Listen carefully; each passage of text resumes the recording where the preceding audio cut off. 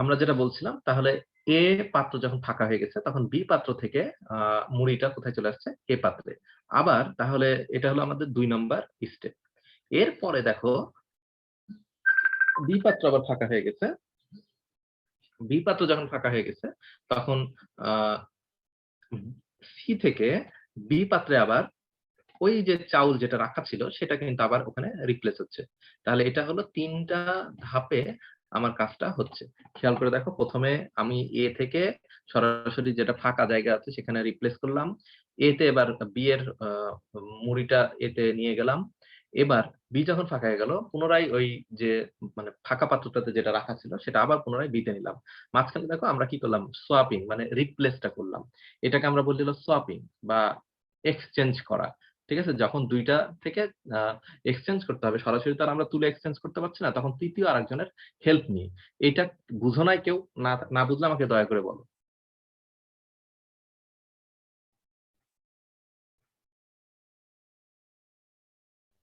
বুঝো নাই কেউ আছো?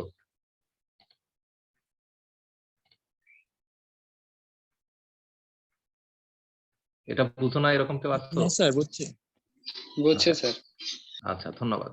আচ্ছা, এইখানে খেয়াল করে দেখো এখানে এ পাত্র থেকে বি এবং বি থেকে সি এটাতে যাওয়া যেটা। ৩ নাম্বার যে পাত্রটা আছে এই পাত্রটাকে আমরা একটা নামে চিনি। সেটাকে আমরা বলি হলো টেম্পোরারি একটা পাত্র। ঠিক আছে? এটাকে আমরা সংক্ষেপে টেম্পো বলতে পারি বা টেম্পোরারি। কেন টেম্পোরারি? এটাতে আসলে কোন কিছু থাকছে না মানে পার্মানেন্টলি। এটা সাময়িক ডাটা এক্সচেঞ্জ এর জন্য সাময়িক এক জায়গা থেকে আরেক জায়গাতে আমরা রিপ্লেস করে রাখছি। তো এই কাজটা আমরা এখানে করে থাকি। তাহলে খেয়াল করে দেখো এখানে আমার মেইনলি ২ টা পাত্রে আমরা এক্সচেঞ্জ করব। কিন্তু টেম্পোরারি আমরা ৩ নাম্বার একটা পাত্রের হেল্প নিচ্ছি। এই হেল্পটা আশা করি বুঝতে পেরেছো যে A থেকে চলে যাবে C তে, তারপরে B যাবে A তে, তারপরে C থেকে আবার যাবে কি A তে। এটা কিন্তু মনে রাখো কারণ এটাই তোমার প্রোগ্রামে করা আছে এবং এটাই বুঝতে হবে। যদি না বুঝতে পারো এটা একটু মানে নোট ডাউন করে রাখতে পারো বা লিখে রাখতে পারো। আচ্ছা। তাহলে এখন আমরা সরাসরি প্রোগ্রামে যাই। প্রোগ্রামটা দেখি যে আমরা কিভাবে পরিবর্তনটা শর্টিংটা করে থাকি। তো খেয়াল করো সচরাচর ১ম যে প্রোগ্রামটা আছে, প্রোগ্রাম তো দেখতে পাচ্ছ। এটা একটা অ্যারে নিয়েছি। এটা তো আশা করি বুঝতে পারছো। যেকোনো একটা অ্যারে তার সাইজ আমরা ডিক্লেয়ার করেছি বেশি করে। আচ্ছা। তারপরে এখানে ভ্যারিয়েবল এর সাইজ নিচ্ছি। সাইজটা তো আশা করি বুঝে গেছে যে এটা হলো n এর মান যতটা হবে সেটাই সাইজ দ্বারা প্রকাশ করছি। এখানে ২ টা ভ্যারিয়েবল নিচ্ছি লুপের জন্য। একটা i এবং আরেকটা j ২ টা লুপ আমরা ব্যবহার করব এখানে। আচ্ছা টেম্প টেম্প বলতে যেটা বোঝানো হচ্ছে বুঝতেই পারছো যে ৩য় আরেকটা জায়গা যেটাকে আমরা টেম্প দ্বারা প্রকাশ করছি সেটা হলো টেম্পোরারি হিসাবে টেম্প দ্বারা প্রকাশ করা হচ্ছে। আচ্ছা ১ম যেটা ডাটা আমরা এটা হলো জাস্ট ইনপুট সাইজটা কত হবে সেটা নিচ্ছি এবং এইটুকুন তো আশা করি বুঝতে পেরেছো ওই যে সাইজের মান যত হবে তত পর্যন্ত এখানে আ লুপটা চলবে। এজন্য 0 থেকে শুরু করে সাইজের আগ পর্যন্ত সেটা চলবে এবং সে অনুযায়ী আমরা এখানে ইনপুট গুলা নিব। আচ্ছা। এর পরবর্তীতে যেটা আসছে সেটা হলো দেখো এখানে কিন্তু আমরা পরপর ২ টা লুপ চালাচ্ছি। ১ম লুপটা শুরু করছি i থেকে শুরু করে সাইজ পর্যন্ত। আর ২য় লুপটা দেখো ১ ঘর বেশি করে। আচ্ছা এটা আমি একটু বুঝাই দিই। সেটা হলো যে ধরো এটা হলো আমার একটা বিল্ডিং। ১ তালা, ২ তালা, ৩ তালা, ৪ তালা। এখন এই বিল্ডিং এ আমার ডাটা রাখা আছে। আ ধরো ১ম টা রেখেছিলাম হলো 60, তারপরটা রাখছিলাম হলো 40, তারপরটা রাখছিলাম 10, তারপর ধরো 30, তারপরটা রাখলাম হলো ধরো 20। আচ্ছা। এখন এই যে রাখছি এই ডাটাগুলোকে আমাকে সাজাতে হবে। তাহলে যদি আমি সাজাতে চাই তাহলে কিভাবে সাজাবো?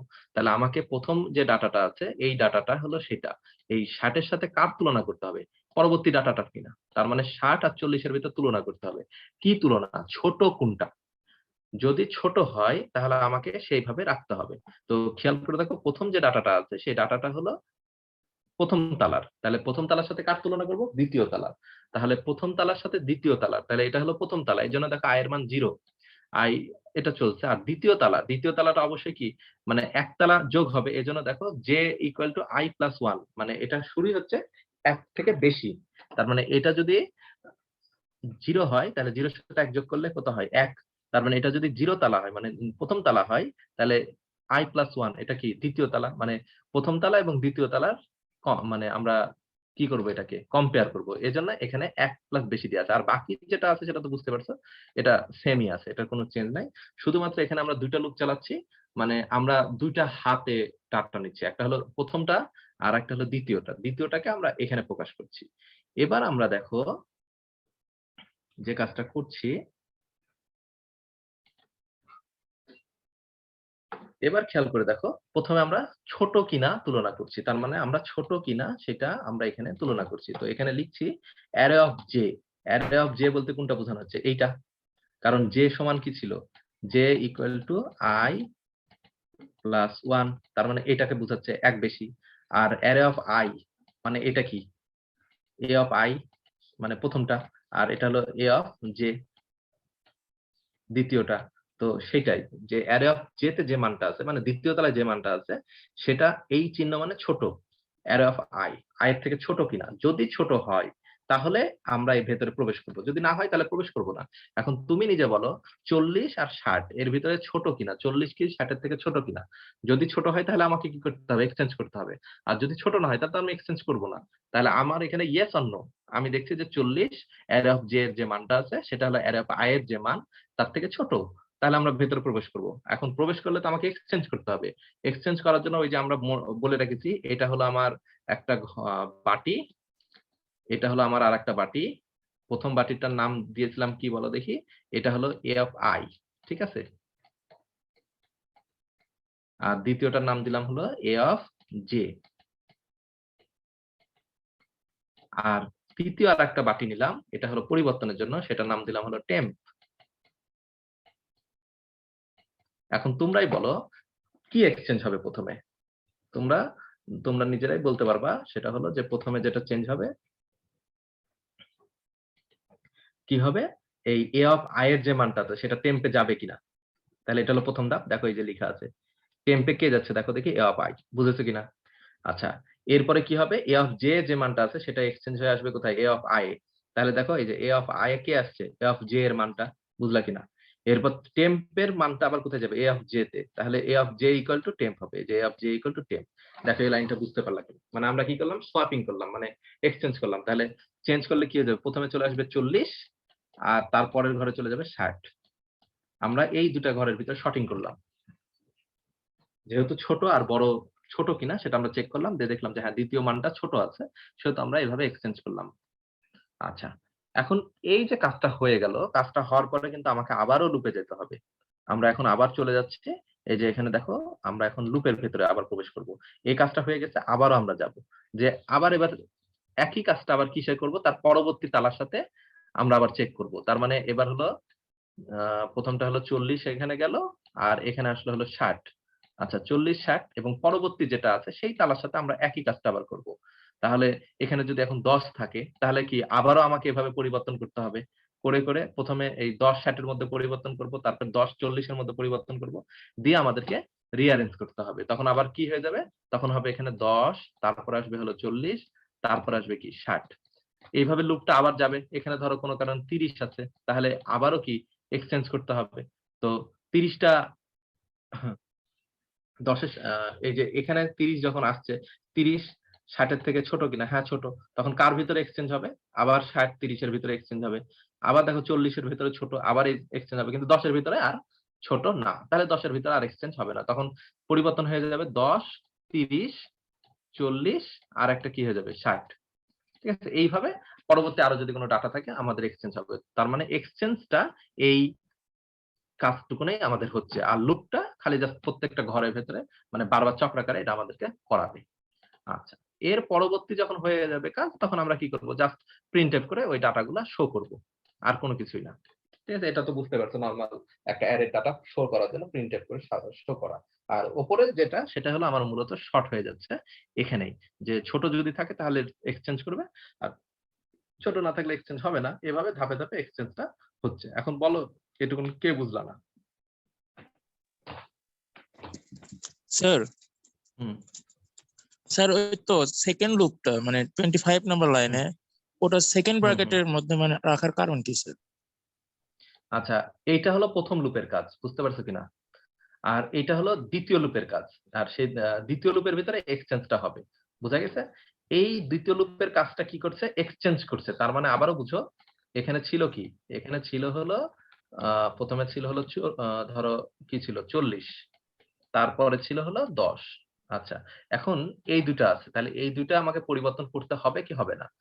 বলছে যে এটা জে এর মান, এটা আই এর মান। তাহলে জে এর মানটা যদি ছোট হয় আই এর থেকে, এই যে এখানে ঢুকো।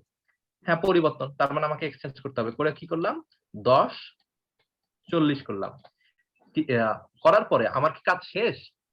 যদি শেষ হয়ে যায় তাহলে আর দরকার ছিল না। কিন্তু আমার তো কাজ শেষ না। কারণ আমার উপরে আরো লুপ আছে। সে কি আছে? ধরো এখানে 60 আছে। তাহলে তো আমাকে বের হয়ে আবার 60 এর সাথে একই কাজ করতে হবে কিনা? এজন্য এই যে এই লুপের ভেতরে কাজটা যখনই শেষ হয়ে যাবে, এই লুপের ভিতরে কাজটা যখন শেষ হবে সঙ্গে, সঙ্গে আবার ওই উপরের টাতে চলে আসলো। উপরে এসে উপরের এই আয়ের মান তখন কি হয়ে যাবে? ১ বেশি বের হয়ে যাবে। তার মানে এইটা তখন কাউন্ট হবে। ঠিক আছে? আয়ের মান ধরো তখন এইটা আর এই ২ টার ভিতরে তখন কাজ করবে। তার মানে আয়ের মান তখন হবে কি ১ আর জে এর মান তখন হবে কি ২। তাহলে ১, ২ এর ভিতরে আবার এই কাজটা দেখবে যে ঠিক আছে কিনা। যদি না ঠিক থাকে তাহলে এক্সচেঞ্জ করতে হবে। এইভাবে বারবার লুপটাকে দেখতে থাকবে। মানে ওই বিল্ডিং এ যতগুলা মান আছে সব মানগুলোর সাথে মানে তুলনা করবে। এজন্য আমাদেরকে ডাবল লুপের ভেতরে কাজটা করতে হচ্ছে। যখন ফাইনালি আমরা বের হয়ে যাব, তখন কিন্তু আমার টোটালি সাজানো হয়ে যাবে। লুপটা শেষ হবে। আর লুপ শেষ না হওয়া পর্যন্ত সে বারবার চলতে থাকবে। বুঝতে বুঝলা পারছি। কিনা? জি স্যার। এটা কে বুঝে না একটু দয়া করে বলো। বন্যা,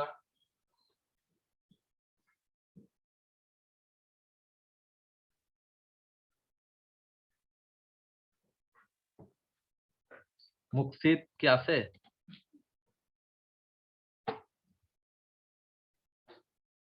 মুকসিদ বুঝা গেছে?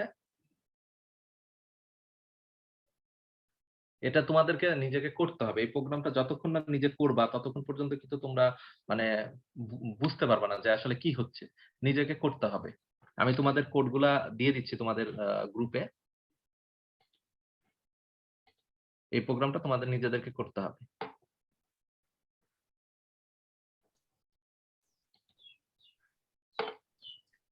আচ্ছা, বুঝো নাই কি এরকম আছে নাকি?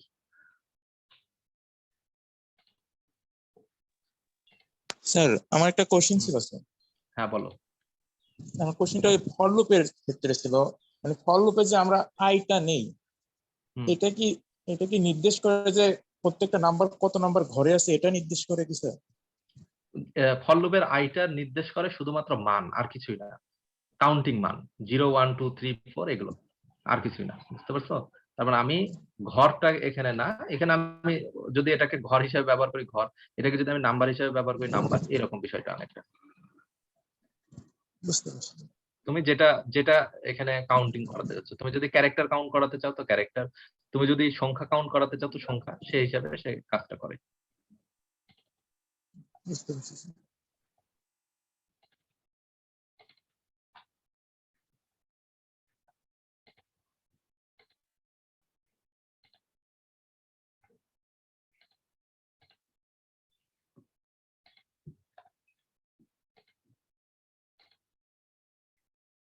আমি তোমাদেরকে প্রোগ্রামগুলো অলরেডি তোমাদের গ্রুপে দিয়ে দিলাম। তোমরা প্রোগ্রামগুলা দেখো। আমি গতদিনের যে প্রোগ্রামটা দিয়েছিলাম সার্চিং এবং আজকে যে প্রোগ্রামটা করালাম শর্টিং, এই দুইটা কিন্তু খুব ভালো করে তোমরা নিজেরা প্র্যাকটিস করো। আমি নেক্সট দিন আমি কিন্তু তোমাদের হচ্ছে প্রত্যেকের স্ক্রিনশট দেখবো যে তুমি করেছো কি করো নাই। যতক্ষণ না করবা ততক্ষণ কিন্তু তুমি প্রবলেম বুঝবা না। জাস্ট আমি বুঝাই দিলে হবে না, প্রবলেমটা তোমাদেরকে বুঝতে হবে। ঠিক আছে? জি স্যার। জি স্যার। নিজেরা করো, করে তারপরে